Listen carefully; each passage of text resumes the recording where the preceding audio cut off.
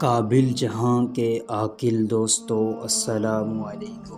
ناظرین محترم، ہمارا آج کا موضوع ہے برساتی نالہ۔ احد کے پہاڑ کے نیچے جو برساتی نالہ بہتا ہے، بنو امیہ کے زمانہ میں ایک مرتبہ اس میں طغیانی آ گئی اور پانی اس زور سے بہنے لگا کہ جنگ احد کے شہداء میں سے ایک شہید کی لاش مبارک نکل آئی۔ جس وقت یہ لاش مبارک باہر نکلی تو اس سے بدستور خون جاری تھا۔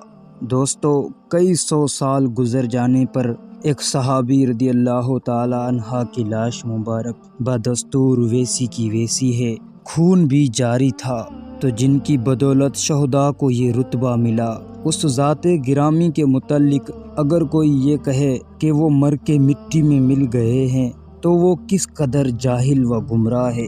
دوستو، اگر چینل پر نئے ہیں تو چینل کو سبسکرائب کرتے ہوئے گھنٹی کے بٹن کو لازمی دبائیں تاکہ ہماری آنے والی ہر ویڈیو آپ تک پہنچ سکے۔